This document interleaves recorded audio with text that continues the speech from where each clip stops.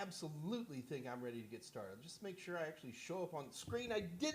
Dave Rush literally told me, don't forget to put on my microphone, and I still did it. Yipe. Let me cough, scratch on my nose, get it all out of my way. Okay.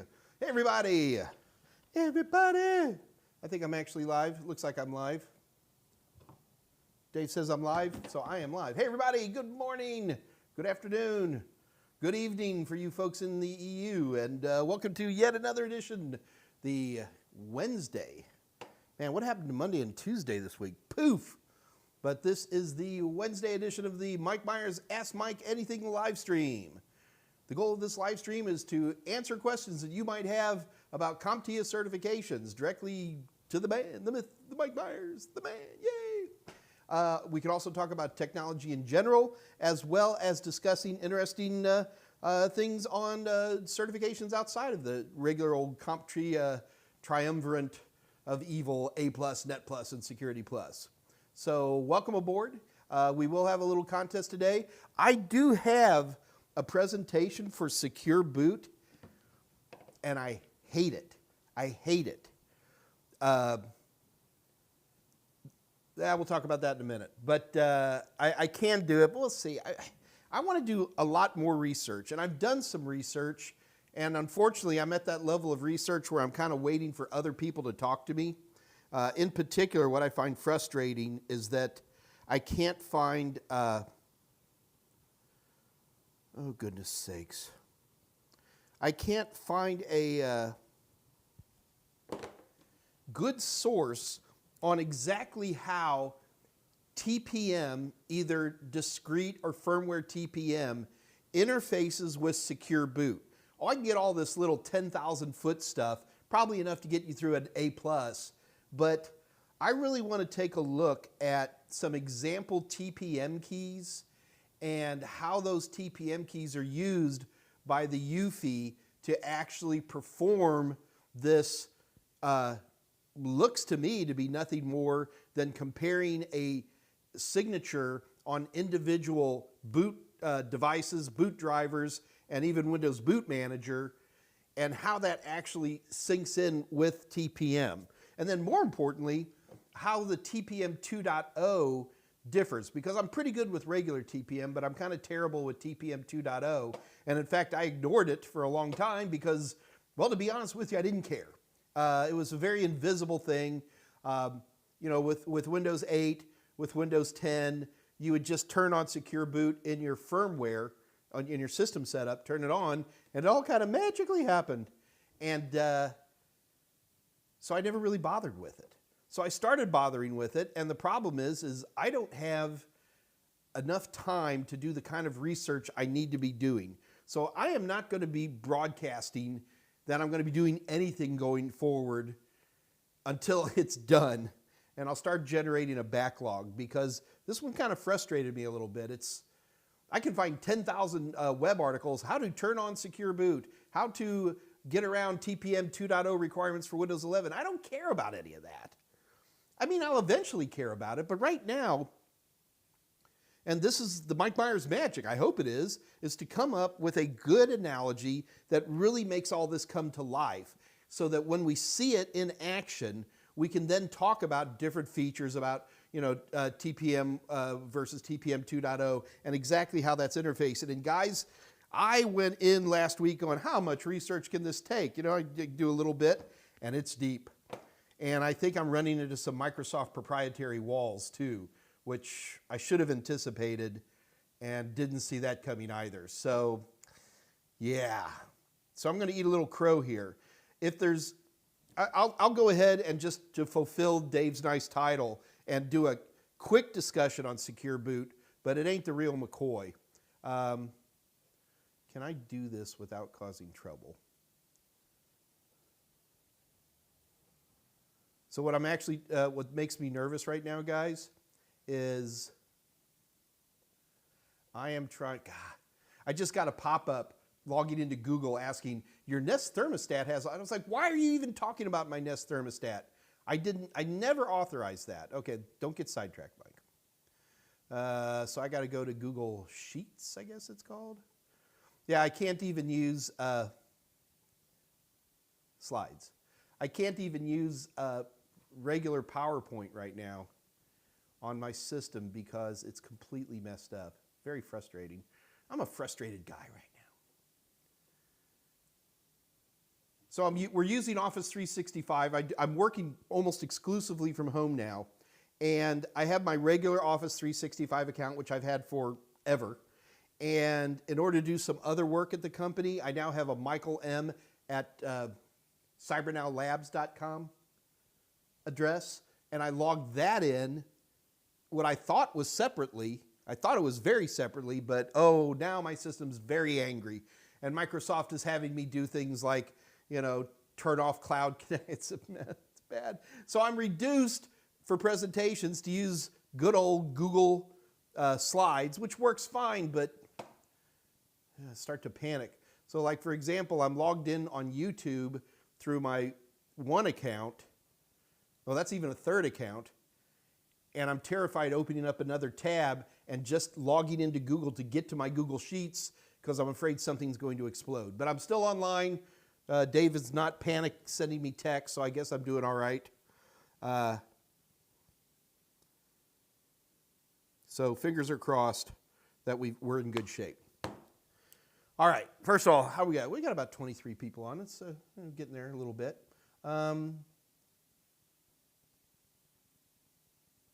Just see who's on real quick. Anytime you see me looking over here, guys, I'm just seeing who's logged in. Now, keep in mind, this is an Ask Mike Anything. The goal here is that you ask me questions and I answer them. Fair enough? So in order to answer questions, you have to ask them. So we start here at 2 o'clock Central Time here in Houston, Texas, and we go till 3 o'clock or until the questions run out. Either way is absolutely fine. So a couple of announcements here. Number one, we will not be having a live stream on December 26th. So enjoy your holidays. But Dave, I believe we do have Steve on the 28th, right? I'm going to have Dave double check that. So there's going to be no show on the 26th at all. But on the 28th, we're going to have our A+ SME Steve will be on. And we're going to double check that. Now, guys, be careful about talking to me about TPM because I can go on and on about this. Let me see. I'm getting... Okay, fantastic. So Steve is definitely going to be here on the 28th. That'll be a lot of fun. I'm looking forward to having him on board. He's a great presenter. So with that in mind, so no show on the 26th, and on the 28th is Steve.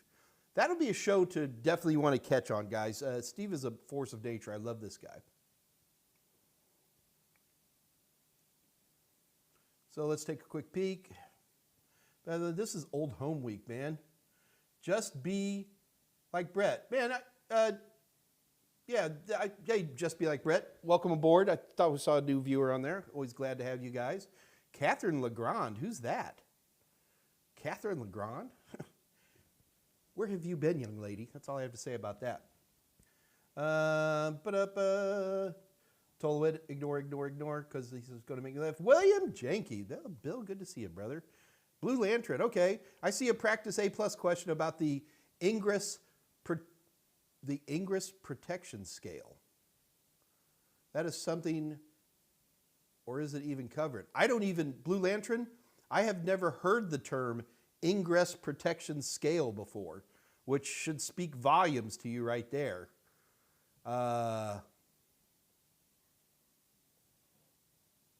got to pull something up.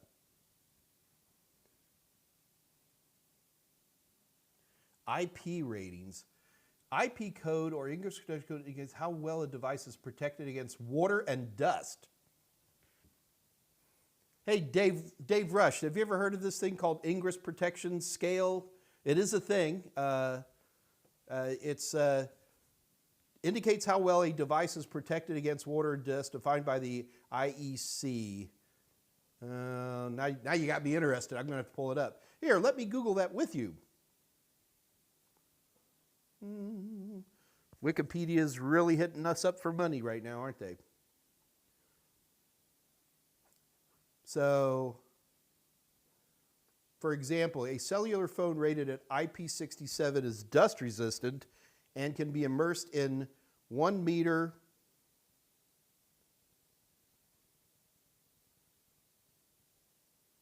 Yeah, okay, Dave. I'm with you. I'm literally, Dave, I'm reading the Wikipedia article as we go. So the first digit, so IP, then the first digit is a number from 0 to 6. Give me a break. Hang on. All right, so you have IP and then four values after that. So first characteristic is a numeral, then another numeral, and then 2 optionals. So in general, the examples I'm seeing here are just IP and then two numbers. And the first number is solid particle protection. So it goes from 0 to 6. And the bigger the number, the more protected it is. And the second number is liquid ingress protection, which goes from 0 to, oh, good Lord, 0 to 6, 7, 8, 9. And then there's a K value on top of that. And then there's another letter which can be for protection of personnel. Oh, good Lord. I have not heard this term before. If it was on the new A+, which I helped write, and literally went through every chapter and double-checked it, then I have missed an objective. But I'm going to just quickly go, what I love to do so well is I don't know. So, Blue Lantern, Dave Rush, can you do me a quick favor? Can you pull up the objectives for the current A+ and see if this ingress protection scale is on the objective list? Blue Lantern, the fact that I know nothing of this concept speaks very highly that it's not even an objective on A+. I can miss stuff sometimes. It's rare, but I do. And we're going to let Dave Rush do his magic in the background and double check that. Is that something I should even memorize, or is it even covered? Oh, Blue Lantern, I see practice A+ question. You see somebody else's practice A+ question. But again, let's let Dave Rush do his magic and see what happens. Anyway, let me move on. Chris Vickery, do you know of any sites to practice CompTIA Security Plus interactive questions? No. Me and some of my competitors will sell simulations, but and if I knew a free place, I would happily tell you. I wouldn't hide it from you, Chris. But yeah. Bedlin, could I pull it up in a different secondary browser? That's exactly what I did. So I have my big 3-page presentation ready to go when we talk about that here in a minute. Told it. Now TPM is a built-in thing, where it used to be an add-on option. Reminds me of the old days. Well, you got to remember, Tolit, so you can still do, discrete, yeah, I remember this, DTPM, which you can put a TPM chip in, which still has a lot of support out there. My brand new motherboard has a discrete TPM, or the firmware TPM, where it's actually built in the CPU itself. But it's kind of built in. Alucard, good to see you, man. Hey, Mike and Dave, still going strong on Network Plus. I had a question. Does Pat work alongside Nat? Oh, God, here we go. All right. You have been lied to by the industry for a long time, and that is any time address translation simply means I'm going to have one device that will take an IP address and then somehow get it to another device with a different IP address. There are a lot of different versions of NAT, okay? So there's SNAT, which is static. With static, you have like a router that has 4 IP addresses on it, but they directly map to 4 different servers on the other side. You'll see that done a lot of times where we try to do load balancing and stuff like that. There's SNAT. PAT is port address translation, which is arguably what most of us call regular NAT. Certainly Cisco calls PAT what we consider just NAT. And you can get all messed up and all that stuff. I think the Network Plus questions have tightened that up a little bit. But basically, there's only going to be two kinds of NAT that you're going to be seeing. There's going to be the static that I just described and the classic NAT, which is called PAT or sometimes PNAT. And that is where you have one IP address and it goes ahead and just by keeping track based on port numbers, it knows where to send it down into individual devices. Don't make it any harder than that. IP ratings are used on phones a lot. Not going to disagree. I'm just going to tell you it's not on my radar. And again, I'm waiting for Dave Rush to say, okay, so Dave has double-checked the actual CompTIA objectives, and there is nothing on the CompTIA objectives. So that doesn't mean it's wrong or anything like that. It just means that we're not seeing anything like that. If you had said to me, Mike, I took the A+ exam, I took, like I guess that would be the 220-1101, and said I saw that topic, then I'd be much more interested. I'm assuming that you're using somebody else's practice question, so I'm going to hold off on that. And just be like Brett, that doesn't mean that they're not an important technical topic. As a matter of fact, you've lit up my mind here a little bit, and just because you brought this up, and even though it's not an objective, if it still makes you a good tech, I'm going to do some research on it and get some answers for myself. So thank you for that. Olympic Fireball. Ingress scale, if anything, would be related to mobile devices. Yeah, definitely. No argument there. Hey, Don, good to see you. Don Odingo, always good to see you, brother. Just be like Brett. Does your CompTIA book chapters include both Core 1 and Core 2 material at the same time? Yeah, I do. I've always done it that way. I don't look at the A+ as two exams. From a studying standpoint, to me, they're just one exam. Now, we break it down pretty good, okay? And we've got all the different objectives mapped at the back of the book.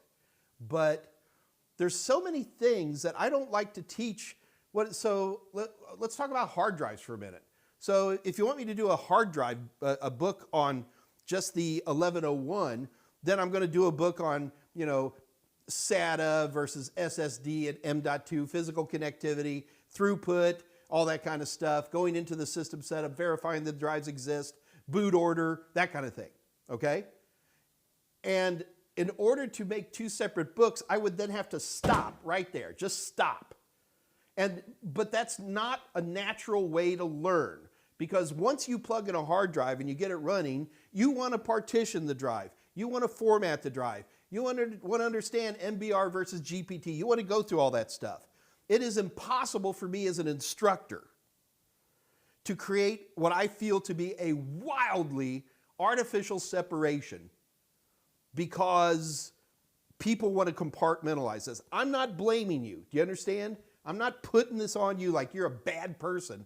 I'm just telling you, for me to teach, there's 100 examples like this. Some parts are easy. CPU and RAM, that's 1101. Fall asleep, okay? But then, like system setups, the actual accessing system setup and stuff like that, that's all done in the 1101. But there's a lot of configuration or discussing smart technology or other things like that that actually go towards the 1102. How do I chop that up? Because it's not like some perfect line in the sand. If it was, I'd draw a line in the sand. I'd say, okay, this chapter, everything from here on ends 1102. It ain't. It doesn't work that way. The other problem you run into is that a lot of times wrong answers are used in, I want to say this right. Answers that would be tuned to 1102 objectives are used in the 1101 exam. So if I sit there and just not even, let's say I make this perfect 1101 book, I don't put anything in there, and then all of a sudden you take the 1101 and one of the wrong answers for some arbitrary hard drive question is partition or DD or something like that. Then you start going, oh, boom, Mike Meyers doesn't know he's talking, I'm so lost and confused. I have never come up with a perfect way, because man, I wish I could. I would love to be able to do that. I've tried a few times. And like my current passport books, for example, are split as 1101 and 1102s. And I do that because McGraw-Hill puts me in a half Nelson and slams my head on the desk. And also because the books keep getting thicker and thicker. So, but so we end up doing things like this, like in the passport book, using that hard drive example again. So I'll go through all that and I'll do just a little tiny bit on partitioning and formatting. And here's the other thing. If I ever say this isn't on the exam, you guys fall asleep and you just, oh, ignore that. You know, I'm studying hard. It's not on the exam, I ignore it. Then all of a sudden, as we're coming over to the 1102 side, where I just talk a little tiny bit about bias, a little tiny bit about like 3 sentences, and then all of a sudden you're lost. Dude, I have done this and bought the t-shirt 1,000 times. I've smoked a lot of cigarettes and drank a lot of liquor trying to figure out how to make that perfect split. It is a huge challenge for me, and I'll get off my soapbox now.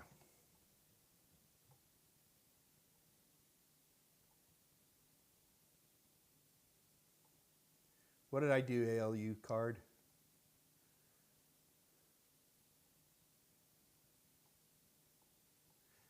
All right, I'm not trying to make it hard.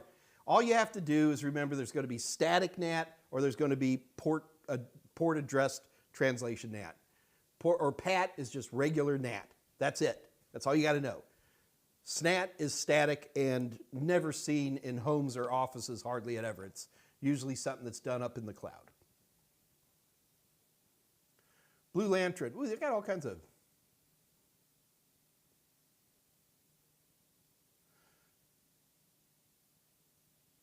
Sorry, I'm just reading, guys.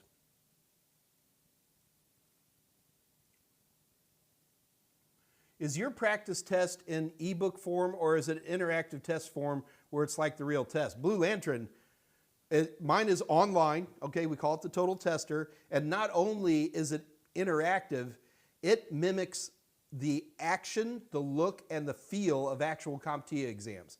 We try to do the same colors and everything, because the one thing I learned a long time ago is that the biggest problem people have is test anxiety. So with my practice tests, I try to emulate CompTIA as much as I can, mainly because I want you to not freak out. You know, people spend a lot of time on any type of interactive test where you're, where do I click and stuff like that. So with my practice tests, not only are you getting great practice questions in and of themselves, but more importantly, you're actually using the same interface. I mean, it's obviously I can't do it identically, but you know, I as best as I can do, trying to remember where something lays, or you know, was it blue up there, or was that rounded, or was it squared, and you know, so we try to just give it a good look and feel. So it is not in an ebook form.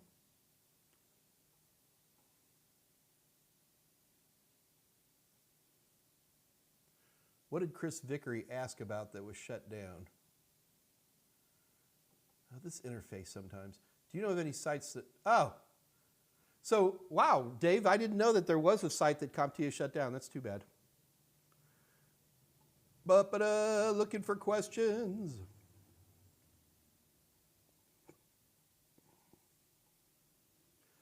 Don, I have a CCNA question about STP. Are we talking about shielded twisted pair? I don't think so. I think, I can never remember what STP stands for. Shortest, whatever. Since it's by default on switches, I wouldn't want to, Don, I wouldn't want to use the term by, it is a switch function, okay? It's a switch function. When do we need to be worried about in terms of configuration? Well, I personally turn on STP on any configuration. You've got to remember when you're shortest spanning tree protocol, woo, I knew I'd get that eventually.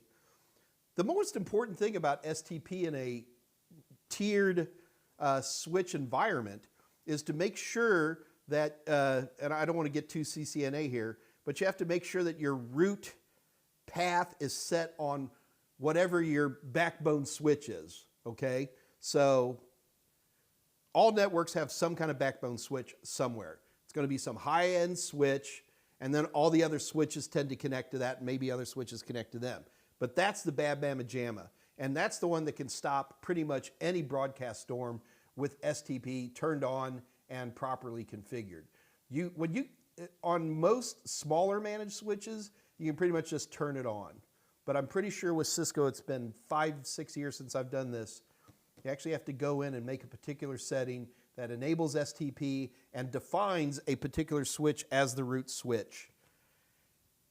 And I forgot how to do it. But you don't necessarily want to think default. You want to think with enterprise switches, there's something you've got to actually activate.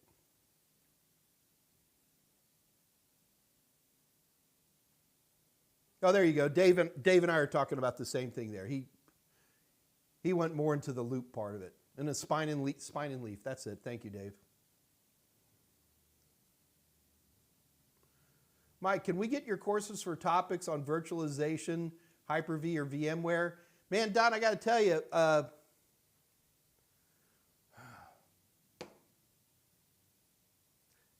this has been burning in my mind now for 2 months, is I haven't touched Hyper-V really in a long time. I certainly do enough to cover whatever's on exams, but I've always poo-pooed Hyper-V, and I think that that's unfair, and I need to do some research on it. Don, I'm glad to know you would buy it if I did one of those. But I think that there ought to be like this, what's the word I'm looking for, generic kind of course on hypervisors, not necessarily on virtualization. I think people understand virtualization, but there ought to be like a generic course on hypervisors that breaks down like what are the popular type 1s, what are the popular type 2s, and then once you do that, do a quick kind of a tour that goes into specific aspects that show the strengths of one hypervisor and the weaknesses of others. And it's a big row to hoe, man. So, Don, this is how new courses get made, is literally by people hollering like that. It's a very interesting idea.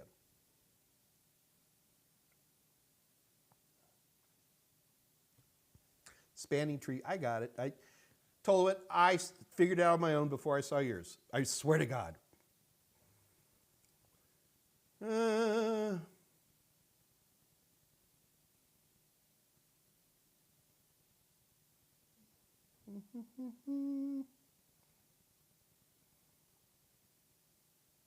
What are you pulling up here, Dave?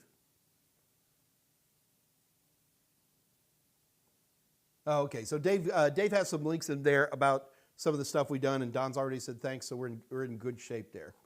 All right. Yeah, Hypervisor Plus. I still think it would be a good course. And I think you could do the same thing with cloud providers. I think that would be a very interesting kind of, why do you pick one cloud provider over another? It ain't just AWS anymore, kids. There's a lot of interesting options out there. Ah, all right. Well, I'll go to sleep and forget about it. Okay, so let's...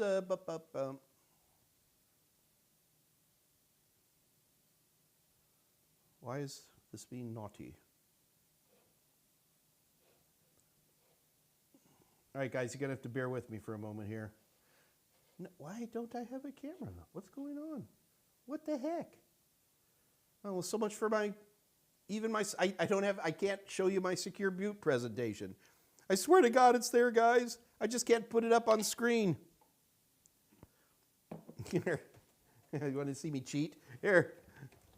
I really do have a presentation. I swear I just can't get it up on the screen. Okay, well, so much for that. I am just losing today. I'm losing it fast.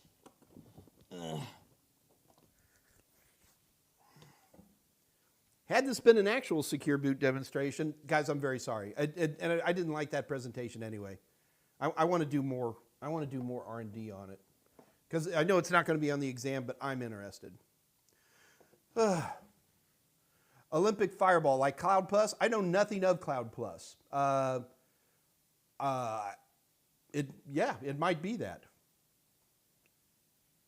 So Olympic Fireball, are you familiar with Cloud Plus? Does it take a good generic attitude towards it? I'd be very curious.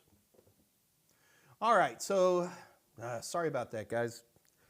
Tolowit, does CompTIA ask you as a training material provider to give input on the future exam changes? No, I get no input whatever. But actually, what's interesting here, Tolowit, is that you can have input. CompTIA, about a year before maybe a little more than a year before they start doing a new exam, what they're going to do is they'll solicit for SMEs. And if you're in the business almost at all, they'll take you. And Tolowit, I think they will fly you to Illinois, Chicago, a little Evanston, or I forget what it's called, little town outside of Illinois. And all you have to do is you sit there in a room. They pay you like $330 a day. And you sit there for a week or maybe even 2 weeks. And this is where you start making inputs and ideas about what do we need to talk about. I'm not allowed anywhere, because I'm a trainer, I'm not allowed anywhere near this. If you're a member of CompTIA, you do receive emails about this stuff. They do make notifications. And this is for all CompTIA certifications. And so no, I have no input at all, but you guys do. Downers Grove, Illinois. Where was War of the Worlds, Dave? Wasn't that Downers Grove? But that was New Jersey, I think.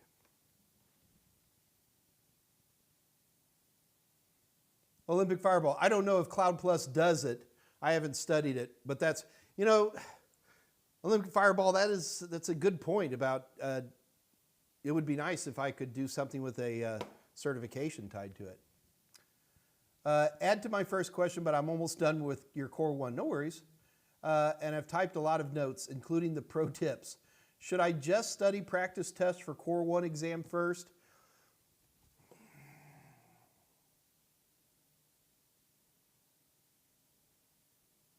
The reason it's taking me a moment to answer this question is because I've spent almost 30 years telling everybody to just study for both exams at the same time.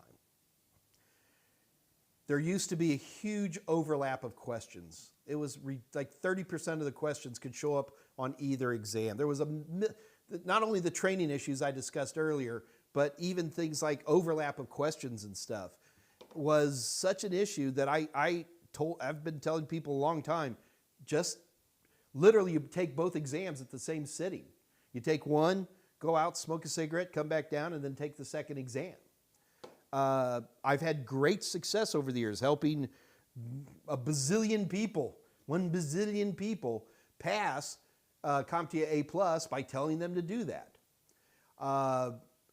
The reason I'm stalling is because for the first time with the 220-1100 series, they've done a really good job of splitting up the exams. So at least physically, you don't have overlap. The objectives are much more clear between the 1101 and the 1102 in terms of what's being covered. And the best thing I would recommend to you more than anything else is use the objective map in the books to cross-reference that. In general, the first 9, 10 chapters, up until you get into installing Windows, that's all the 1101. There's a couple of exceptions in there, like the printers chapter, some networking, mobile devices. Those 3 are still 1101s. But it's a tough way. This is a huge challenge for me. So just be like Brett. There you go, man. Mike, is Linux Plus sufficient course for me for the purpose of learning Linux basics? Absolutely. In fact, the Linux Plus is a darn fine little exam. And I took it when it first came out. I haven't taken it since. But to get into the core zeitgeist of what Linux is all about, Linux Plus is very good. I like it. Grover's Mill, New Jersey. That's it.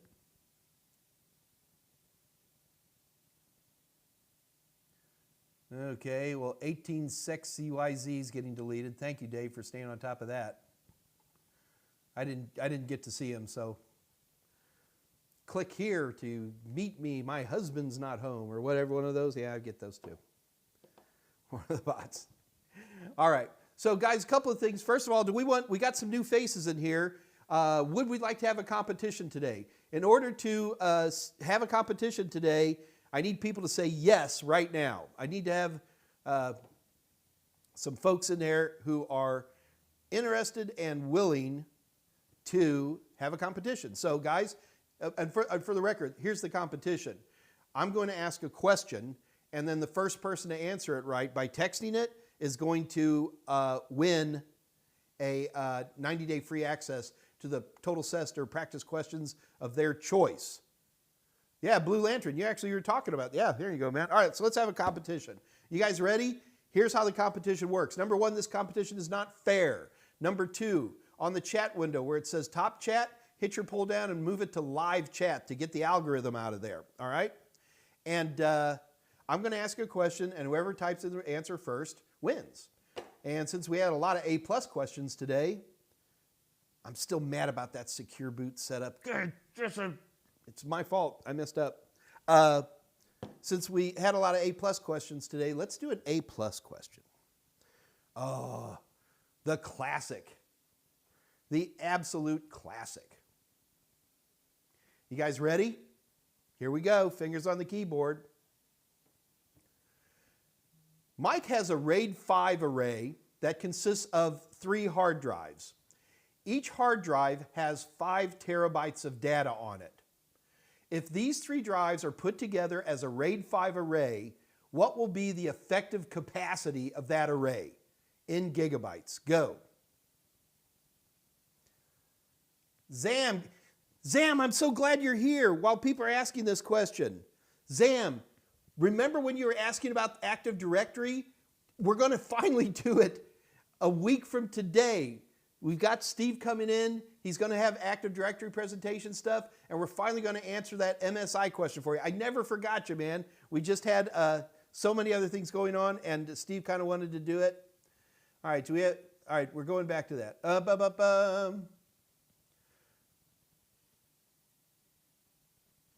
Wow. Okay. Well, folks, we have a winner, and that winner is Blue Lantern. Blue Lantern, that's absolutely right. With a RAID 5 array, what you're always going to do is, in essence, think about one of the drives as being a parity drive. It doesn't do that because it's distributed parity, but every time you take a piece of data, you take one piece of data, then another piece of data, and then you make a parity between the other two.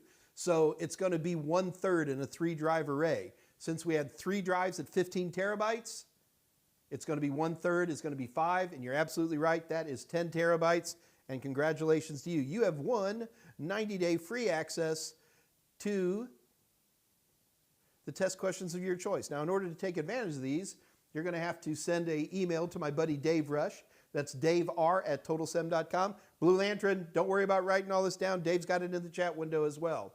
Blue Lantern, put your YouTube name in that email, which is Blue Lantern.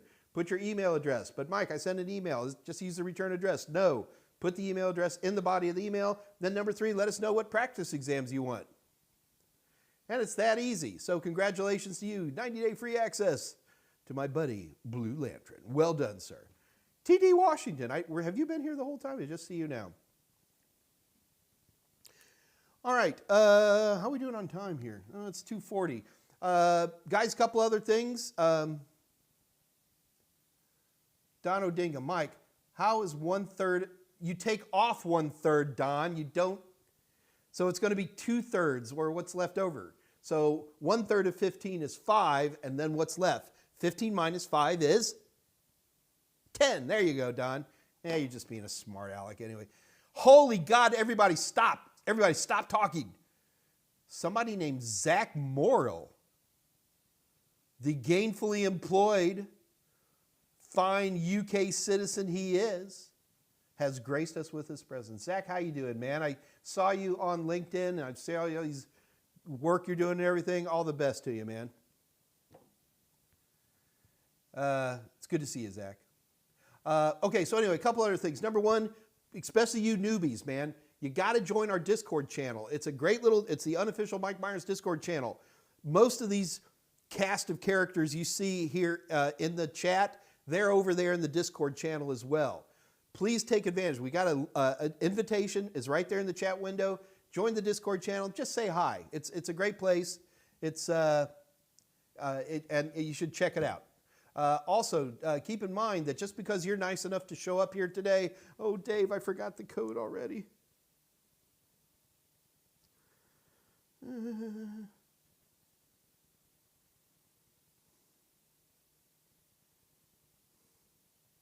Give me a second.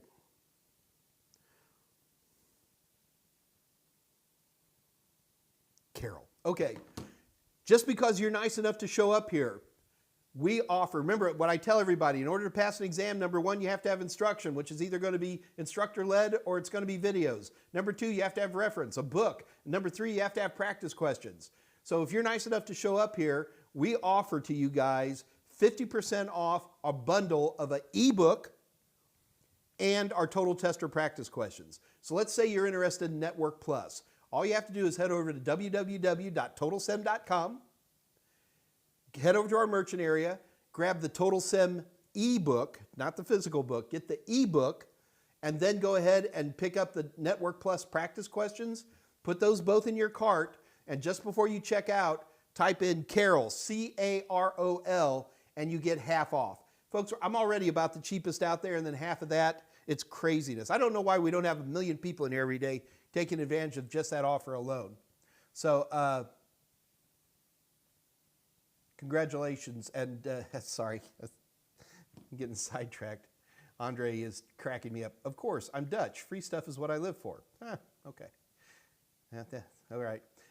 And then last thing I want to mention is do keep in mind that